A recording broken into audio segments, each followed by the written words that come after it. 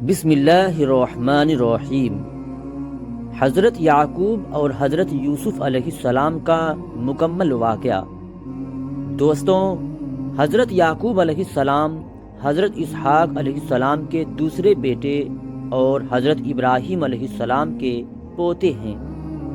عبرانی بھاشا میں حضرت یعقوب علیہ السلام کا نام اسرائیل ہے۔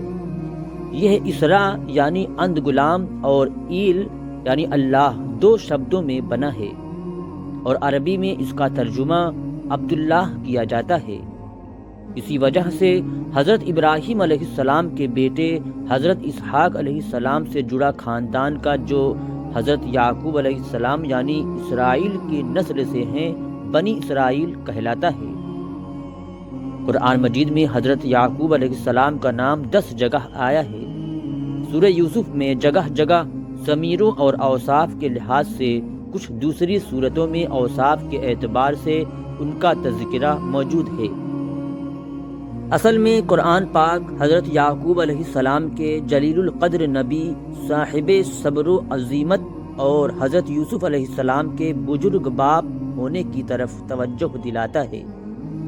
حضرت یعقوب علیہ السلام اللہ تبارک و تعالیٰ کے برگزیدہ پیغمبر تھے اور کنعانیوں کے لیے بھیجے گئے تھے۔ انہوں نے ورثوں اس خدمت کو انجام دیا۔ ان کے 12 لڑکے تھے۔ خود ان کا اور ان کی اولاد کا ذکر حضرت یوسف علیہ السلام سے جڑا ہوا ہے، اس لیے تفصیلات حضرت یوسف علیہ السلام کے ذکر میں موجود ہے جو آگے آتا ہے۔ دوستوں، حضرت یوسف علیہ السلام حضرت یعقوب علیہ السلام کے بیٹے اور حضرت ابراہیم علیہ السلام کے پڑپوتے ہیں۔ ان کو یہ شرف حاصل ہے کہ وہ خود نبی، ان کے والد نبی، ان کے دادا نبی اور پردادا حضرت ابراہیم علیہ السلام ابو الانبیاء یعنی نبیوں کے باپ ہیں۔ قرآن مجید میں ان کا ذکر 26 بار آیا ہے، اور ان کو یہ بھی فخر حاصل ہے کہ ان کے نام پر ایک سورہ یعنی سورہ یوسف قرآن مجید میں موجود ہے، جو سبق اور نصیحت کا بے نظیر ذخیرہ ہے۔ اسی لیے قرآن مجید میں حضرت یوسف علیہ السلام کے واقعے کو احسن القصص کہا گیا ہے۔ دوستوں، شروع زندگی ہی سے حضرت یوسف علیہ السلام کی دماغی اور فطرتی استعداد دوسرے بھائیوں کے مقابلے میں بالکل جدا اور نمایاں تھی۔ ساتھ ہی حضرت یعقوب علیہ السلام حضرت یوسف علیہ السلام کی پیشانی کا چمکتا ہوا نور نبوت پہچانتے اور اللہ تبارک و تعالیٰ کی وحی کے ذریعے اس کی اطلاع پا چکے تھے۔ انہی وجہ سے وہ اپنی تمام اولاد میں حضرت یوسف علیہ السلام سے بے حد محبت رکھتے تھے، اور یہ محبت حضرت یوسف علیہ السلام کے بھائیوں سے بے حد شاک اور ناقابل برداشت تھی، اور وہ ہر وقت اس فکر میں لگے رہتے تھے کہ یا تو حضرت یعقوب علیہ السلام کے دل سے اس محبت کو نکال ڈالیں اور یا پھر یوسف ہی کو اپنے راستے سے ہٹا دیں تاکہ قصہ پاک ہو جائے۔ ان بھائیوں کے حسد اور خیالات کو زبردست ٹھیس اس وقت لگی جب حضرت یوسف علیہ السلام نے ایک خواب دیکھا کہ 11 ستارے اور سورج و چاند ان کے سامنے سجدہ کر رہے ہیں۔ دوستوں، حضرت یعقوب علیہ السلام نے یہ خواب سنا تو سختی کے ساتھ ان کو منع کر دیا کہ اپنا یہ خواب کسی کے سامنے نہ دہرانا، ایسا نہ ہو کہ سن کر تیرے بھائی بری طرح پیش آئیں، کیونکہ شیطان انسان کے پیچھے لگا ہے اور تیرا خواب اپنی تعبیر میں بہت صاف ہے، واضح ہے۔ لیکن حسد کی بھڑکتی ہوئی آگ نے ایک دن یوسف کے بھائیوں کو ان کے خلاف سازش کرنے پر مجبور کر ہی دیا۔ ان میں سے ایک نے کہا، یوسف کو قتل نہ کرو اور ان کو گمنام کنویں میں ڈال دو کہ اٹھا لے جائے اس کو کوئی مسافر، اگر تم کو کرنا ہی ہے۔ اس مشورے کے بعد جب سب جمع ہو کر حضرت یعقوب علیہ السلام کی خدمت میں حاضر ہوئے اور کہنے لگے، اے باپ، کیا بات ہے کہ تم کو حضرت یوسف علیہ السلام کے بارے میں ہم پر اعتماد نہیں، حالانکہ ہم اس کے خیر خواہ ہیں۔ حضرت یعقوب علیہ السلام سمجھ گئے کہ ان کے دلوں میں کھوٹ ہے۔ حضرت یعقوب علیہ السلام نے کہا، مجھے اس سے رنج اور دکھ پہنچتا ہے کہ تم اس کو اپنے ساتھ لے جاؤ، اور مجھے یہ ڈر ہے کہ اس کو بھیڑیاں کھا جائے اور تم غافل رہو۔ حضرت یوسف علیہ السلام کے بھائی نے یہ سن کر ایک زبان ہو کر کہا، اگر کھا گیا اس کو بھیڑیاں جبکہ ہم سب طاقتور ہیں، تو بے شک اس شکل میں تو ہم نے سب کچھ گنوا دیا۔ الغرض حضرت یوسف علیہ السلام کے بھائی حضرت یوسف علیہ السلام کو سیر کرانے کے بہانے لے گئے اور مشورے کے مطابق اس کو ایک ایسے کنویں میں ڈال دیا جس میں پانی نہ تھا اور مدت سے سوکھا پڑا تھا، اور واپسی میں اس کی قمیص کو کسی جانور کے خون میں تر کر کے روتے ہوئے حضرت یعقوب علیہ السلام کے پاس آئے اور کہنے لگے، اے باپ، اگرچہ ہم اپنی سچائی کا کتنا ہی یقین دلائیں مگر تم کو ہرگز یقین نہ آئے گا کہ ہم دوڑ میں ایک دوسرے سے آگے نکلنے میں لگے ہوئے تھے کہ اچانک یوسف کو بھیڑیاں اٹھا لے گیا۔ دوستوں، حضرت یعقوب علیہ السلام نے یوسف کے لباس کو دیکھا تو خون سے لتھ پتھ تھا، مگر کسی ایک جگہ سے بھی پھٹا ہوا نہ تھا اور نہ چاک دامہ تھا۔ فوراً حقیقت بھانپ گئے، مگر بھڑکنے، تانو تکنیم کرنے اور نفرت و حقارت کا طریقہ بجائے پیغمبرانہ علم و فراست کے ساتھ یہ بتا دیا کہ حقیقت کی کوشش کے باوجود تم اسے چھپا نہ سکے۔ ادھر یہ باتیں ہو رہی تھیں اور ادھر حجازی اسماعیلیوں کا ایک قافلہ شام سے مصر کو جا رہا تھا۔ کنواں دیکھ کر انہوں نے پانی کے لیے ڈول ڈال کر حضرت یوسف علیہ السلام کو دیکھ کر جوش سے شور مچایا۔ بشارت ہو، ایک غلام ہاتھ آیا۔ الغرض اس طرح حضرت یوسف علیہ السلام کو اسماعیلی تاجروں کے قافلوں نے اپنا غلام بنا لیا اور تجارت کے مال کے ساتھ ان کو بھی مصر لے گئے اور بازار میں رواج کے مطابق بیچنے کے لیے پیش کر دیا۔ اسی وقت شاہی خاندان کا ایک رئیس اور مصری فوجوں کا افسر فوتیفار بازار سے گزر رہا تھا۔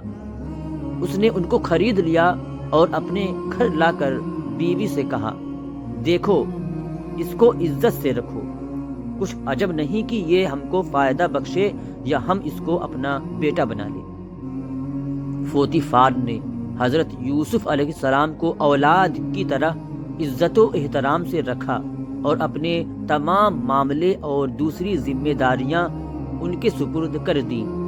یہ سب کچھ اللہ تبارک و تعالیٰ کی منشا کے مطابق ہو رہا تھا۔ دوستوں، قرآن مجید میں کچھ اس طرح آیا ہے، اور اسی طرح جگہ دی ہم نے حضرت یوسف علیہ السلام کو اس ملک میں، اور اس واسطے کہ اس کو سکھائیں باتوں کا نتیجہ اور مطلب نکالنا، اور اللہ تبارک و تعالیٰ طاقتور رہتا ہے اپنے کام میں، لیکن اکثر آدمی ایسے ہیں جو نہیں جانتے۔ دوستوں، کنویں میں ڈالے جانے اور غلامی کے بعد اب حضرت یوسف علیہ السلام کی ایک اور آزمائش شروع ہوئی۔ وہ یہ کہ حضرت یوسف علیہ السلام کی جوانی کا عالم تھا۔ حسن اور خوبصورتی کا کوئی ایسا پہلو نہ تھا جو ان کے اندر موجود نہ ہو۔ عزیز مصر کی بیوی دل پر قابو نہ رکھ سکی اور حضرت یوسف علیہ السلام پر پروانہ وار نثار ہونے لگی۔ مگر نبوت کے لیے منتخب آدمی سے بھلا یہ کیسے ممکن تھا کہ عزیز کی بیوی کے ناپاک ارادوں کو پورا کرے؟ قرآن میں پیش آنے والے واقعے کا ذکر اس طرح سے ہے۔ قرآن مجید میں اس طرح آیا ہے، اور فسلایا یوسف کو اس عورت نے جس کے گھر میں وہ رہتے تھے اس کے نفس کے معاملے میں، اور دروازے بند کر دیے اور کہنے لگی، آ میرے پاس آ۔ یوسف نے کہا، اللہ تبارک و تعالیٰ کی پناہ۔ بہرحال حضرت یوسف علیہ السلام دروازے کی طرف بھاگے تو عزیز کی بیوی نے پیچھا کیا اور دروازہ کسی طرح کھل گیا۔ سامنے عزیز مصر اور عورت کا چچیرا بھائی کھڑے تھے۔ عزیز مصر کی بیوی بولی، کہنے لگی، اس شخص کی سزا کیا ہے جو تیرے اہل کے ساتھ برائی کا ارادہ رکھتا ہو، مگر یہ کہ قید کر دیا جائے یا دردناک عذاب میں مبتلا کیا جائے۔ حضرت یوسف علیہ السلام نے کہا، اسی نے مجھ کو میرے نفس کے بارے میں پھسلایا تھا اور فیصلہ کیا عورت کے ہی گھرانے کے ایک بچے نے کہ اگر یوسف کا پیرہن سامنے سے چاک ہے تو عورت سچی ہے اور یوسف جھوٹا ہے، اور اگر پیچھے سے چاک ہے تو عورت جھوٹی ہے اور یوسف سچا ہے۔ پس جب اس کی قمیض کو دیکھا گیا تو پیچھے سے چاک تھا۔ کہا، بے شک اے عورت، یہ تیرے مکر و فریب سے ہے، بے شک تمہارا مکر بہت بڑا ہے۔ حضرت یوسف علیہ السلام، تو اس معاملے سے درگزر کر، اور اے عورت تو اپنے گناہ کی معافی مانگ، تو بے شک خطا کار ہے۔ دوستوں، عزیز مصر نے اگرچہ فضیحت اور رسوائی سے بچنے کے لیے اس معاملے کو یہیں پر ختم کر دیا، مگر بات چھپی نہ رہ سکی۔ قرآن مجید میں آتا ہے، اور جب اس معاملے کا چرچا پھیلا تو شہر کی کچھ عورتیں کہنے لگی، دیکھو عزیز کی بیوی اپنے غلام پر ڈورے ڈالنے لگی، اسے رجھا لے، وہ اس کی چاہت میں دل ہار گئی، ہمارے خیال میں تو بدچلنی میں پڑ گئی ہے۔ بس جب عزیز کی بیوی نے ان عورتوں کی باتوں کو سنا تو ان کو بلاوا بھیجا اور ان کے لیے مسندیں تیار کی، اور دستور کے مطابق ہر ایک کو چھری پیش کر دی۔ پھر حضرت یوسف علیہ السلام سے کہا، سب کے سامنے نکل آؤ۔ جب حضرت یوسف علیہ السلام کو ان عورتوں نے دیکھا تو بڑائی کی قائل ہو گئیں، انہوں نے اپنے اپنے ہاتھ کاٹ لیے اور بے آلیہ پکار اٹھی، یہ تو انسان نہیں، ضرور ایک فرشتہ ہے، بڑے رتبے والا فرشتہ۔ عزیز کی بیوی بولی، تم نے دیکھا، یہ ہے وہ آدمی جس کے بارے میں تم نے مجھے تانے دیے۔ دوستوں، عزیز کی بیوی نے یہ بھی کہا کہ بے شک میں نے اس کا دل اپنے کام میں لینا چاہا تھا، مگر وہ بے قابو نہ ہوا، مگر میں کہہ دیتی ہوں کہ اگر اس نے میرا کہا نہ مانا تو یہ ہو کر رہے گا کہ وہ قید کیے جائے اور بے عزتی میں پڑے۔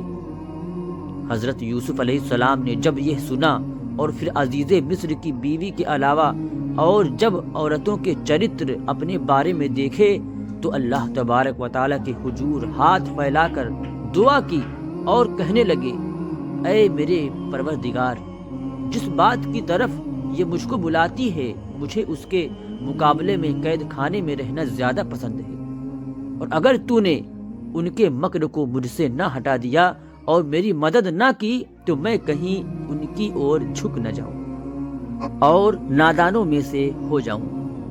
پس اس کے رب نے اس کی دعا قبول کی اور اس سے ان کا مکر ہٹا دیا۔ بے شک اللہ تبارک و تعالیٰ سننے والا اور جاننے والا ہے۔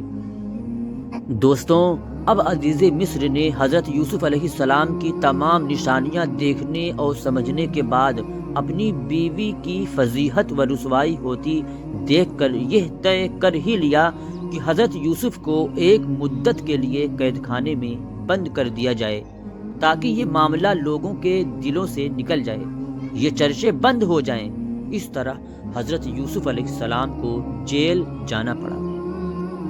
دوستوں، تورات میں ہے کہ حضرت یوسف علیہ السلام کے علمی اور عملی جوہر قید خانے میں بھی نہ چھپ سکے، اور قید خانے کا دروگہ ان کے حلقہ ارادت میں داخل ہو گیا اور جیل کا تمام انتظام و انصرام ان کے سپرد کر دیا گیا، اور وہ قید خانے کے بالکل مختار ہو گئے۔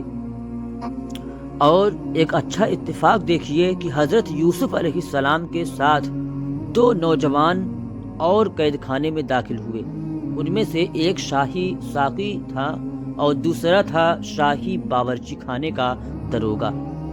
ایک دن دونوں نوجوان حضرت یوسف علیہ السلام کی خدمت میں حاضر ہوئے، اور ان میں سے ساقی نے کہا کہ میں نے یہ خواب دیکھا کہ میں شراب بنانے کے لیے انگور نچوڑ رہا ہوں، اور دوسرے نے کہا میں نے یہ دیکھا کہ میرے سر پر روٹیوں کا دسترخوان ہے اور پرندے اسے کھا رہے ہیں۔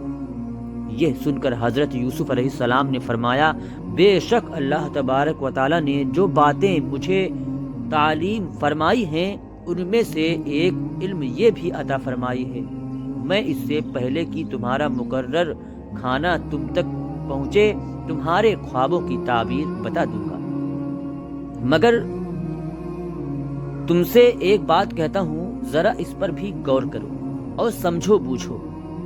اے مظلم کے ساتھیوں، تم نے اس پر بھی غور کیا ہے کہ جدا جدا معبودوں کا ہونا بہتر ہے یا ایک اللہ تبارک و تعالیٰ کا جو اکیلا اور سب پر غالب ہے؟ تم اس کے سوا جن ہستیوں کی بندگی کرتے ہو ان کی حقیقت اس سے زیادہ کیا ہے کہ صرف کچھ نام ہیں جو تم نے اور تمہارے باپ دادا نے رکھ دیے ہیں۔ حکومت تو اللہ تبارک و تعالیٰ ہی کے لیے ہے، اس کا فرمان یہ ہے کہ صرف اس کی بندگی کرو اور کسی کی نہ کرو، یہی سیدھا دین ہے، مگر اکثر آدمی ایسے ہیں جو نہیں جانتے۔ رشد و ہدایت کے اس پیغام کے بعد حضرت یوسف علیہ السلام ان کے خوابوں کی تعبیر کی طرف متوجہ ہوئے اور فرمانے لگے، دوستوں، جس نے دیکھا ہے کہ وہ انگور نچوڑ رہا ہے وہ پھر آزاد ہو کر بادشاہ کے ساتھی کی خدمت انجام دے گا، اور جس نے روٹیوں والا خواب دیکھا ہے اس کو سولی دی جائے گی اور پرندے اس کے سر کو نوچ نوچ کر کھائیں گے۔ حضرت یوسف علیہ السلام جب خواب کی تعبیر سے فارغ ہو گئے، ساقی سے یہ سمجھ کر کہ وہ نجات پا جائے گا فرمانے لگے، اپنے بادشاہ سے میرا ذکر کرنا۔ ساقی کو جب رہا کیا گیا تو اس کو اپنی مشغولیتوں میں کچھ بھی یاد نہ رہا اور کچھ سال تک اور حضرت یوسف علیہ السلام کو جیل میں رہنا پڑا۔ حضرت یوسف علیہ السلام ابھی جیل ہی میں تھے کہ وقت کے عزیز مصر نے ایک خواب دیکھا کہ 7 موٹی گائیں ہیں اور 7 دبلی گائیں۔ دبلی گائیں موٹی گایوں کو نگل گئیں اور 7 سر سبز و شاداب بالیاں ہیں اور 7 سوکھی بالیوں نے ہری بالیوں کو کھا لیا۔ بادشاہ صبح اٹھا اور فوراً دربار کے مشیروں سے اپنا خواب کہا۔ درباری اس خواب کو سن کر توجہ میں پڑ گئے۔ اس بیچ ساقی کو اپنا خواب اور حضرت یوسف علیہ السلام کی دی ہوئی تعبیر کا واقعہ یاد آ گیا۔ اس نے بادشاہ کی خدمت میں عرض کیا کہ اگر کچھ مہلت دی جائے تو میں اس کی تعبیر لا سکتا ہوں۔ بادشاہ کی اجازت سے وہ قید خانہ پہنچا اور حضرت یوسف علیہ السلام کو بادشاہ کا خواب سنایا اور کہا کہ آپ اس کو حل کیجیے۔ حضرت یوسف علیہ السلام نے اسی وقت خواب کی تعبیر دی اور صحیح تدبیر بھی بتلا دی، جیسا کہ قرآن مجید میں ذکر کیا گیا ہے، کہا تم کھیتی کرو گے 7 برس جم کر، سو جو کاٹو اس کو چھوڑ دو اس کی بالی میں، مگر تھوڑا سا جو تم کھاؤ، پھر آئیں گے اس کے بعد 7 برس سختی کے، کھا جائیں گے جو رکھا تم نے اس کے واسطے، مگر تھوڑا تو روک رکھو گے بیج کے واسطے۔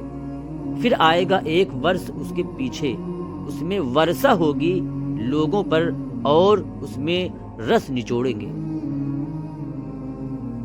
دوستوں، ویڈیو کافی لمبی ہو چکی ہے، اس وجہ سے انشاءاللہ تبارک و تعالی اس کے آگے کا واقعہ اگلی ویڈیو میں ضرور بیان کیا جائے گا۔